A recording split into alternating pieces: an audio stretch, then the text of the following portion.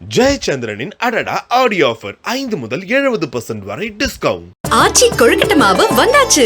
ஆச்சி கொழுக்கட்டை மாவிற்கு கொழுக்கட்டை அச்சை கேட்டு வாங்குங்கள். தேனி மாவட்டம் வீரபாண்டி பகுதியைச் சேர்ந்தவர் செல்வி. இதில் அந்த இளம் பெண்ணின் வாழ்க்கை நலன் கருதி அவரது பெயர் மட்டும் மாற்றப்பட்டுள்ளது. சென்னையை பூர்வீகமாக கொண்ட செல்வி அங்குள்ள ஒரு மசாஜ் சென்டரில் வேலை செய்து வருகிறார். இந்த நிலையில் கடந்த சில நாட்களுக்கு முன்பு செல்வி தன்னுடன் பணியாற்றும் ஒரு மேற்கு வங்க பெண் மற்றும் ஒரு ஆணுடன் வீரபாண்டி பகுதிக்கு வந்திருக்கிறார். அவர்கள் அனைவரும் அங்குள்ள இடங்களை சுற்றி பார்த்துவிட்டு கடந்த 30ஆம் தேதி இரவு வீரபாண்டி முல்லை பெரியாற்றின் கரையில் அமர்ந்து பேசிக் கொண்டிருந்தனர். அப்போது அதே ஊரைச் சேர்ந்த 3 பேர் கொண்ட கும்பல் முல்லை பெரியாற்றின் கரைக்கு அருகே மது அருந்தி கொண்டிருந்தனர். ஒரு கட்டத்தில் தலைக்கேறிய மது போதையில் இருந்த கும்பல் கரைக்கு அருகில் 2 பெண்களும் ஒரு இளைஞரும் பேசிக் கொண்டிருப்பதை பார்த்துள்ளனர். இதையடுத்து யாரும் எதிர்பாராத சமயத்தில் திடீரென அங்கு வந்த போதை கும்பல் அந்த இளைஞரை அடித்து துரத்திவிட்டு அங்கிருந்த 2 பெண்களையும் பாலியல் வன்கொடுமைக்கு ஆளாக்க முயன்றனர். இதனால் அதிர்ந்து போன அந்த 2 பெண்களும் எங்களை காப்பாற்றுங்கள் என கத்தி கூச்சலிட்டனர்.